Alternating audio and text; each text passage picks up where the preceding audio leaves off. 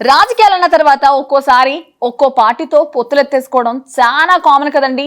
ఈ రోజు మాతో ఉండి రేపు ఇంకోలతో ఉన్నంత మాత్రాన రేపు మళ్ళా మనతో కలవకుండా ఉంటారని అనుకుంటే ఎలా చెప్పండి. కాబట్టి ఏ అవసరం పడుద్దో తెలియదు కాబట్టి వీళ్ళంత వరకు ఎక్కువగా తక్కువగా మాట్లాడకుండా ఉంటేనే బెటర్ అండి. లేకపోతే ఫ్యూచర్లో ఇబ్బంది పడిపోవాల్సి వచ్చేద్దండి. పాలిటిక్స్లో అట్లాంటి ఇబ్బందులు ఏమి ఉండవులే. బాగా తిట్టేసుకున్నా టైం వచ్చినప్పుడు బాగా దగ్గర అయిపోతారు అమ్మాయి.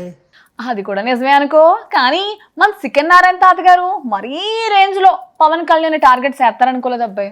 అంటే తాతయ్య బాగా హర్ట్ అయినట్టున్నారులే. హట్ట కాదబ్బాయి, పాలిటిక్స్ లో అన్ని సంవత్సరాల నుంచి ఉండి ఇంకా తెలుసుకోకపోతే ఎలా చెప్పు.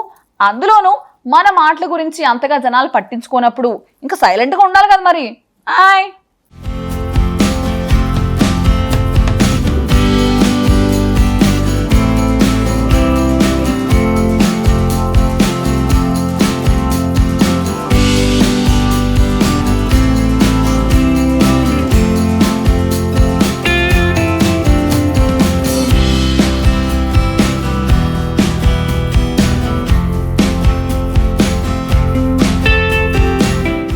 ఒకప్పుడేమో కానీ ఇప్పుడా పట్టుమని 10 మంది వెనకరారు కానీ ఎర్రజెండా పార్టీల నేతలు మాత్రం అన్ని విషయాల మీద ఏదో ఒకటి మాట్లాడేస్తూ ఉంటారు.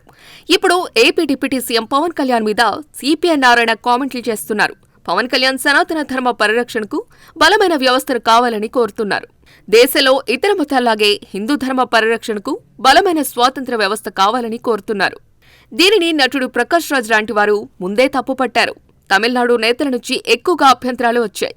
తాజాగా సిపిఐ సీనియర్ నాయకుడు చికెన్ నారాయణ సైతం పవన్ కళ్యాణ్ సనాతన ధర్మంపై విమర్శలు గుప్పిస్తున్నారు. పవన్ వైవాహిక జీవితంపై మాట్లాడుతూ సనాతన ధర్మంలో విడాకులు అనే మాటకు తావు ఉండదని చెబుతున్నారు. పవన్ కళ్యాణ్ జనసేన పార్టీని స్థాపించిన తర్వాత వామపక్షాలతో కలిసి పనిచేశారు. 2019 ఎన్నికల్లో పొత్తు కూడా పెట్టుకుని పోటీ చేశారు. ఆ సమయంలో సిపిఐ నారాయణతో పవన్ కు మంచి సంబంధాలు ఉండేవి. ఇప్పుడు అదే నారాయణ వ్యక్తిగత విమర్శలు చేస్తున్నారు. తనది కమ్యూనిస్టు భావజాలం అని పవన్ చాలాసార్లు చెప్పారు. వారితో కలిసి ఎన్నికలకు వెళితే కనీసం జనాలు దయాకలేదు, పట్టించుకోలేదు.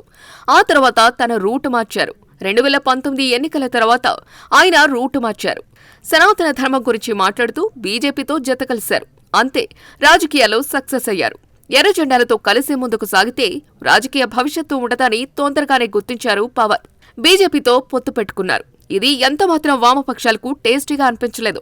అందుకే ఇప్పుడు వామపక్షాల నేతలకు పవన్ టార్గెట్ అవుతున్నారట. బీజేపీ వైఖరి వామపక్షాలకు అస్సలు పడదు. కాంగ్రెస్తో జతకడుతుందే తప్ప బీజేపీతో కలవదు. అది పక్కన పెట్టేస్తే కేంద్రంలో మోదీ ప్రధాని అయిన తర్వాత వామపక్షాల హవా తగ్గిపోతూ వచ్చింది. ఒకప్పుడు అధికారంలో ఉన్న రాష్ట్రాలను కూడా కోల్పోయాయి. ఇప్పుడు వాటి బలం మరో పార్టీని నిలబెట్టే స్థాయిలో లేదు. అందుకే ఆ పార్టీతో పొత్తు పెట్టుకునేందుకు ఎవరూ ముందుకు రావటం లేదు. ఏపీలో వామపక్ష భావజాలం ఇప్పటికీ కొన్ని ప్రాంతాల్లో ప్రజా ఉద్యమాల రూపంలో ఉంది. ప్రతిపక్షంలో ఉన్నవారికి మాత్రమే వామపక్షాల అవసరం ఉంటుంది. అధికారంలో ఉండే పార్టీలకు వామపక్షాలు దాదాపు ఎప్పుడూ వ్యతిరేకంగానే ఉంటాయి. ఇప్పుడు చంద్రబాబు సీఎంగా ఉన్నారు. ఆయన ఎన్డీఏలో కీలక భాగస్వామిగా ఉన్నారు. కానీ ఆయనను మాత్రం టార్గెట్ చేయటం లేదు నారాయణ. పవన్ కళ్యాణ్ విషయంలోనే టార్గెట్ చేస్తున్నారు. మోదీ డైరెక్షన్లోనే పవన్ వెళ్తున్నారన్నది నారాయణ అనుమానం. అన్నిటికీ మించి తమను విడిచిపెట్టి కమలం కూటికి చేరటాన్ని నారాయణ తట్టుకోలేకపోతున్నారట. నారాయణ వైఖరి చూస్తుంటే చంద్రబాబు విషయంలో ఏమీ అనటం లేదు. పవన్ విషయంలో మాత్రం తరచూ వ్యాఖ్యలు చేస్తున్నారు. అందుకే తెర వెనుక ఏదో జరుగుతోంది అన్న అనుమానాలు కలుగుతున్నాయి.